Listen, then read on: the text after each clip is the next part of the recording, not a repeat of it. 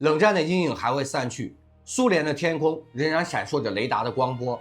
在那片钢铁与恐惧交织的年代，美国空军突然意识到，下一场战争也许不会在视线之内打响。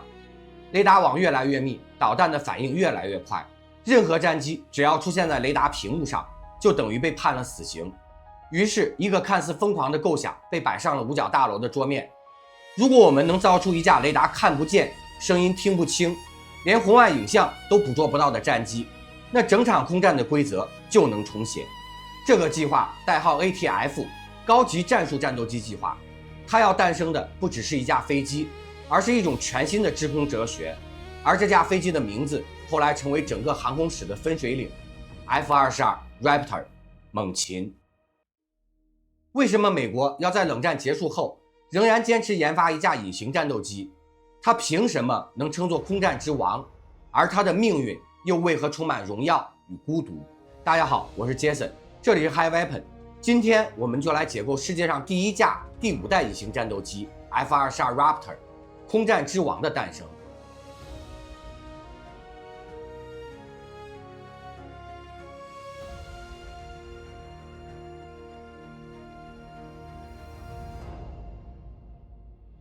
冷战进入80年代，美国空军开始发现一个令人不安的事实：他们引以为傲的制空优势正在被慢慢侵蚀。苏联的新一代战机苏277侧卫与米格29支点，在性能上几乎与美军的 F-15、F-16持平。这些战机拥有出色的气动效率和强悍的机动能力，在模拟对抗中，甚至在高过载机动区间与美机抗衡。这意味着美国空军几十年来建立的空战优势可能不再稳固。五角大楼的报告中明确指出，如果再打一场像越南那样的战争，我们未必还能赢得空战。于是1981年，一个几乎秘密级的项目启动了 ATF 计划，高级战术战斗机。它的目标很简单，造出一架足以在21世纪统治天空的未来战机。在五角大楼的设想中，它必须同时做到3件事：隐形、超音速巡航、全能态势感知。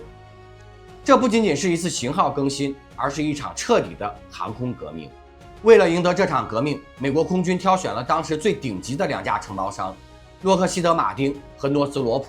他们各自带来了自己的未来赌注，一架是线条凌厉、攻势强烈的 YF-22， 另一架是造型诡异、近乎未来派的 YF-23 黑寡妇。那是一场史诗级的技术对决。洛克希德的 YF-22 在机动与可靠性上表现稳定，诺斯罗普的 YF-23 在隐形与航速上占据优势。评审团甚至一度陷入僵局，究竟要选更隐形的幽灵，还是更可控的猛禽？摆在他们面前的不只是2架飞机，更是2种未来。YF-23 看起来更像一只掠空的幽灵，它的机身修长，尾翼呈 V 型，没有垂直尾翼的直角反射面，整个外形更像是为隐身而生。在雷达上只剩下一个几乎无法锁定的信号点。它能以接近马赫2的速度巡航，雷达反射面积比 YF-22 还低一个量级。在试飞时，它以更高的航速与更小的雷达特征让测试员惊叹。如果单看性能， YF-23 甚至更像5代机的未来。然而，这份超前也成了它的原罪。YF-23 的设计过于激进，生产难度高，维护复杂。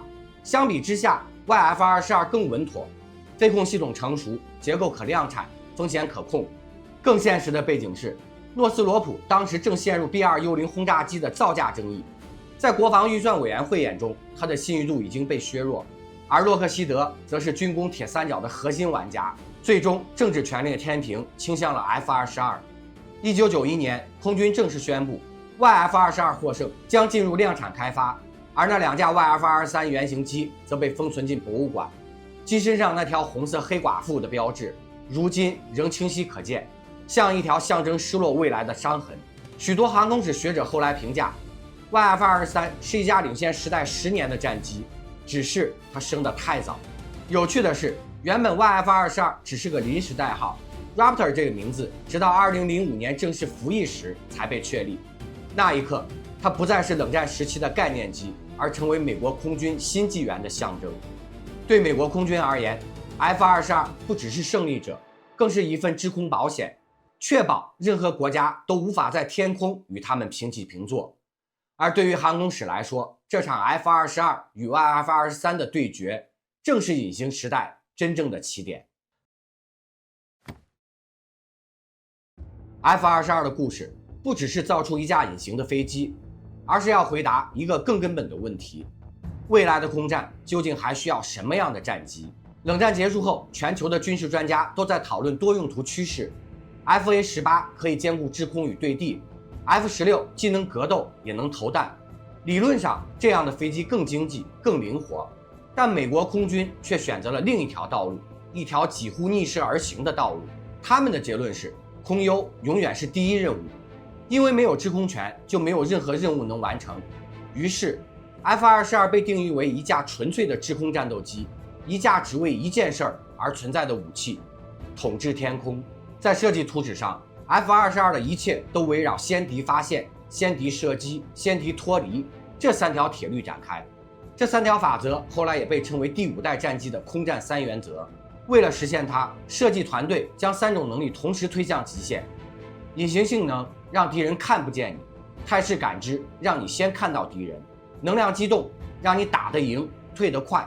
这3者结合，意味着对手甚至还没发现你就已经被击落。洛克希德的工程师曾经说过一句话 ：F-22的最大武器不是导弹，而是时间。在空战中，谁先发现目标，谁就多出30秒的生存权。对一架时速超过2000公里的飞机来说，那30秒足以决定生死。F-22的设计哲学就是为了让这30秒永远站在自己这边。它的气动布局看似平滑优雅，但每一道曲线、每一个折角都经过雷达反射模拟优化。全机39%采用钛合金，24%复合材料，既追求强度，也为了减少电磁特征。机翼面积比 F-15更小，却能提供更高升力，这让 F-22在超音速巡航时仍保持高效气动，无需加力燃烧就能稳稳维持马赫 1.5， 意味着它可以在隐身状态下快速接近战区，而不被敌方雷达从尾焰特征中捕捉。与它同时代的战机都在追求多用途，而 F-22则被刻意简化，它不追求对地轰炸，不搭载外部挂件，一切外露装备都可能破坏隐身性，所以它选择了纯净，所有武器都被收进机腹舱，连导弹舱盖都能在0.2秒内开启、发射、关闭。这种洁癖式的设计让 F-22看起来几乎冷酷到不近人情，它没有妥协，也没有浪漫，它的存在意义只是让天空重新回到一边倒的秩序。早期的工程草案中 F-22曾经考虑加入对地打击模式，但在首飞前这一功能几乎被完全删除。美军内部的说法是，这架战机从一开始就被设计成纯粹的空优平台。如果说 F-22的力量在于发动机，那它的灵魂就藏在那副消失的外形里。在航空设计界，隐形是一门艺术，它不是让飞机看不见，而是让敌人的雷达看不懂。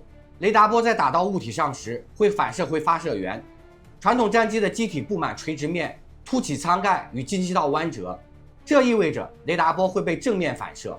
而 F-22的设计哲学就是不让雷达发现它。从正面看， F-22的机身像一枚被削平的箭头，机鼻、进气口、机翼和垂尾都按照同一角度切割，形成典型的15度规则。所有表面都避开雷达反射的主轴线，这样雷达波被打散、偏折、吸收，最终只剩下一片模糊的电磁阴影。整架飞机的雷达反射面积 RCS 被压低到 0.0001 平方米。换句话说，在雷达屏幕上，它几乎看不见。F-22的隐形并不仅靠形状，机体表面覆盖着一层特殊的锡箔涂层，外层看似普通灰色，其实是由聚电导合物与微金属粉末混合而成，能将雷达能量转化为热量并迅速散去。但这种涂层极其脆弱，只要风沙、雨水或高温摩擦都可能破坏其均衡性。因此，每架 F-22飞完任务后，地勤需要花数小时逐片检查并重新涂氟。甚至有人打趣说，这不是飞机，而是一件要天天补装的艺术品。隐形还延伸到机身的每一个细节。进气口被设计成 S 型渠道，这样雷达波无法直射到发动机叶片。座舱盖镀上一层金橙色薄膜，用来遮蔽雷达信号反射。甚至连螺丝头都特意磨平，只为不让雷达波有机会反弹。隐形在 F-22身上不只是物理手段，更像是一种执念，让敌方的传感器无论雷达、红外、光电都抓不到任何轮廓。有趣的是，这种设计并非完美无缺，隐形让它在空气动力学上牺牲了部分效率，例如机翼后掠角度较大，升阻比偏低，导致 F-22的气动稳定性完全依赖电脑控制。但这正是 F-22的哲学核心，它不需要完美的气动，只需要绝对的优势，而隐形是它赢得这场优势的第一步。当年，美国空军给 F-22下达了一个看似矛盾的要求，让它既能隐身，又能像 F-15一样强壮，还要能在空中反物理的飞行。这几乎是不可能的任务。隐形意味着要削平线条，减小尾翼，牺牲部分升力，而机动性则需要巨大的推力和灵活性的气动面。在这两个极端之间， F-22找到了完美的平衡。它的核心是由2台普惠公司打造的 F119PW100 涡扇发动机，单台推力高达156千牛，2台总推力超过31吨，足以让这架重达19吨的战机轻松垂直爬升。更关键的是，它拥有2维推力矢量喷口。简单来说，普通喷口只能直线喷气，而 F-22的喷口可以上下偏转20度。这种推力转向就像在空中给飞机加了第2个舵面，让它能在失速后仍保持可控姿态。在空中 F-22可以完成常规飞机无法做到的动作，眼镜蛇机动、翻滚刹车、倒飞脱离、顺势掉头。这不是炫技，而是战术，因为在一场格斗战中，这些动作意味着瞬间取得攻击角优势。在演示飞行中， F-22常以超低速在空中悬停，机头上扬到90度，尾喷口微微颤动，仿佛违背重力，却仍然稳如山。这是气动与计算机完美融合的结果。它的飞控系统每秒计算姿态超过1亿次，实时修正舵面与喷口角度，确保飞行员只需轻轻一推操纵杆，整架飞机就能像延时摄影一样在空中精准扭动自己的轨迹。更令人惊叹的是它的超音速巡航能力。过去的战机要保持超音速，必须开启加力燃烧，那意味着大量红外尾焰会直接暴露隐身特征。F-22却能在不开加力的情况下，以马赫 1.5 巡航，这让它既快又安静，可以在敌人毫无预警的情况下完成突防与脱离。F-22的飞行轨迹有时被称为优雅的暴力，它不像苏联战机那样粗犷，也不像 F-15那样直线猛冲，而是一种受控的爆发感。一旦机头微微上抬，整个空气都为它让路。这也就是 F-22的存在感，它不是与空气对抗，而是让空气服从。F-22推重比高达 1.26:1， 意味着它可以垂直爬升并加速。在测试中，它的翻滚率达到每秒720度，几乎是飞行员反应极限的2倍。飞控系统会自动预判动作，防止人类操作造成结构超载。如果说隐形让 F-22从雷达上消失，那电子系统则让它在空中无所不见。F-22的机头里藏着一台堪称空战智脑的雷达 AN/APG-77 主动相控阵雷达，它的天线由超过2000个独立发射的模块组成，每个模块都能独立发送与接收信号，这意味着它可以同时追踪多个目标，还能在不暴露自身位置的情况下完成扫描。在传统雷达里，扫描意味着暴露，你发射出去的波数就像在黑夜中打开手电筒，而 F-22的 ESA 雷达就像戴上了夜视仪，你能看到别人，而别人看不到你。更神奇的是，这部雷达不只是雷达，它还能在不同波段下切换模式，兼具通信、数据中继等功能。在战场上，它能主动干扰敌方雷达，也能将自己的雷达波伪装成背景噪音，让敌机以为天空依旧平静。除了雷达， F-22还搭载了一整套数字感官系统，包括红外探测、信号情报接收、电子侦察与加密通信链路。所有这些数据最终都会融合进座舱那块巨大的显示屏，飞行员看到的不再是孤立的雷达点，而是一幅实时绘制的3维战场地图。每个敌机的位置、航向、速度、威胁等级都被系统自动标注。在信息战的时代， F-22不只是飞得快，而是能思考得更快。它还拥有一种极少公开的能力，通过伊萨雷达实现点对点加密通信。简单来说，它可以用雷达波说话，向友机传递信息，而敌方雷达无法分辨。这让 F-22编队能在完全静默的状态下协同作战，就像一群相互心照不宣的猎手。F-22的伊萨雷达功率约为10千瓦，可在200公里外锁定目标。它能同时追踪20个目标，并同时向6个目标发射导弹。在模拟战中 ，F-22经常击落敌机时，对方飞行员甚至还没意识到自己被锁定，因为在敌人的雷达里什么也没有，只是在数秒后，警告灯闪烁，导弹预警响起，而这时一切都太晚了。这就是 F-22真正的战术哲学。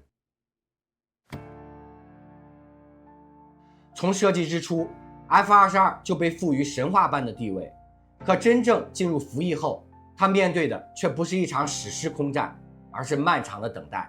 冷战结束，苏联解体，先进战机项目停滞，原本为对抗苏联而生的 F-22失去了它存在的理由。2005年，首批 F-22正式列装美国空军，那时的媒体形容它是上帝的隐形之剑。可10几年过去，这把剑几乎没被真正拔出过。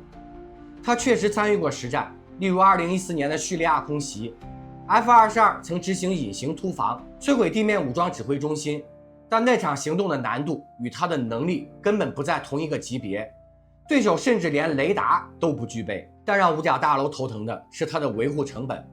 F-22的隐身涂层极为娇贵，每次任务后，地勤需要花数十小时重新检修表面，发动机和飞控系统的维护周期也短得惊人，平均需要超过6万美元的维护经费，这让它成为世界上飞得最贵的飞机。加上隐形材料供应复杂，零件高度定制，即使是美国也无法维持大量生产。2009年，美国国会正式宣布终止生产，最终的数字定格在187架。在军工史上，这几乎是不够打仗的数量。更讽刺的是，出口禁令也让它陷入孤岛。F-22的隐身与电子系统被列为不可外销技术，这意味着盟友国家即便愿意出天价也买不到。而为了不让外界窥探技术细节，美军甚至拒绝在国际航展上展示武器舱结构。于是，这架世界最强战机变成了世界最孤独的战机。F-22计划总成本约670亿美元，单价超过1.5亿美元，并且不含后勤成本。2020年，仅存战备状态的 F-22约120架。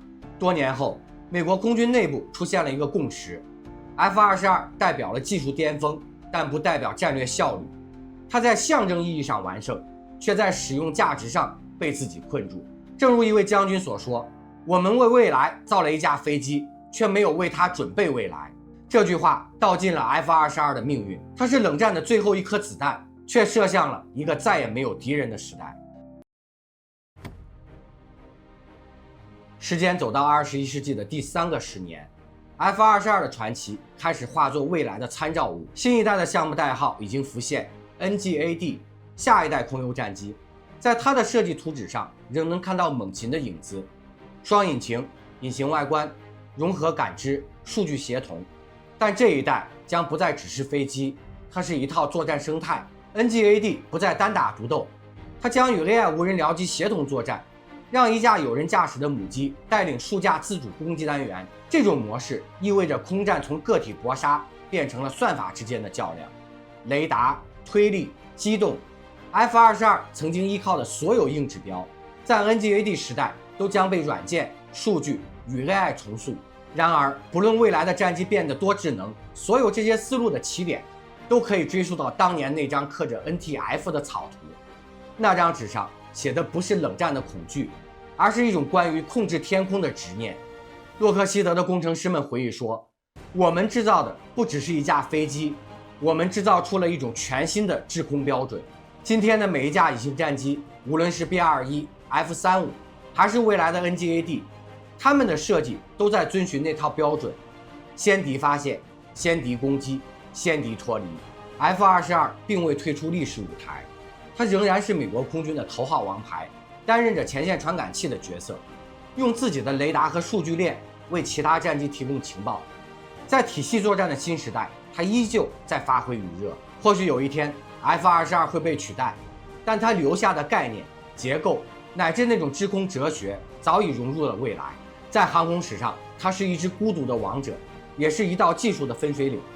它的存在告诉世界，真正的力量不只是速度和火力，而是让敌人看不见你，却始终感受到你。这里是 High Weapon， 我是 Jason。F-22不仅是冷战的句号，也是隐形时代的开篇。它让空战重新回到看不见的维度，也让人类第一次真正掌握天空的规则。你认为下一代战机还能超越这只猛禽吗？告诉我你的看法。下期想看什么？评论区告诉我，我们下期再见。